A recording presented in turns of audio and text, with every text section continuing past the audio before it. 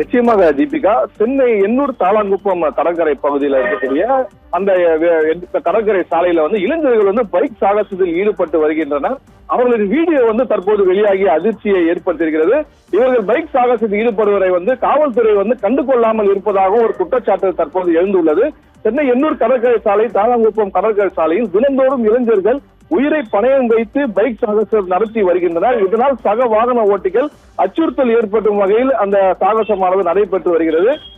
அதிவேகமாக சென்று வாகன ஓட்டிகள் அச்சுறுத்தல் ஏற்படுத்தும் வகையில் இன்ஸ்டாகிராம், பேஸ்புக் போன்ற சமூக வலைதளங்களில் தங்களை பிரபலப்படுத்திக் கொள்வதற்காக உயிரை கூட பொருட்படுத்தாமல் இளைஞர்களும் பெண்களும் கூட இதில் ஈடுபட்டு வருகின்றனர். அவர்களின் வீடியோ தற்போது சமூக வலைதளங்களில் வைரலாகி வருகிறது.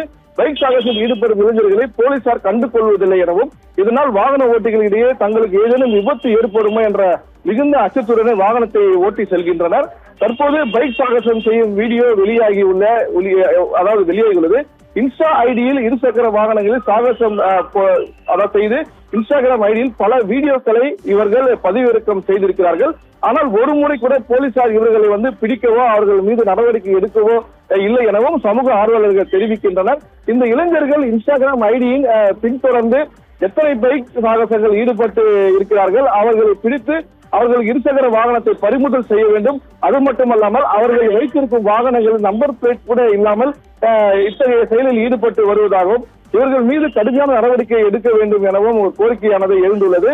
கடந்த வாரம் எண்ணூர் விரைவு சாலையில் திருவொற்றியூர் பகுதியில் கூட அதிவேகமா வந்த ரசூல் என்ற இளைஞர் பக்கவாட்டு சுவரில் அவர் இருசக்கர வாகனம் மோதி சம்பவ இடத்திலேயே அந்த இளைஞர் உயிரிழந்தார். அந்த சம்பவம் பெரிய அதிர்ச்சியை ஏற்படுத்தியிருக்கிறது.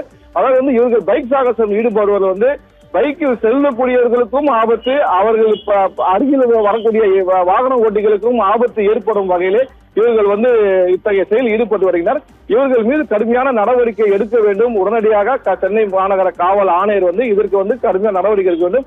அதே போல அந்த பகுதியில் இருக்கக்கூடிய சிசிடிவி காட்சிகளை ஆய்வு செய்து அவர்கள் மீது உடனடியாக இது போன்ற செயல்களில் ஈடுபட்டால் அவர்கள் கண்காணித்து அவர்கள் மீது நடவடிக்கை எடுக்க வேண்டும் எனவும் அந்த பகுதியில் உள்ள மீனவர்கள் கூட ஒரு கோரிக்கையை வைத்திருக்கின்றனர். தீபிகா.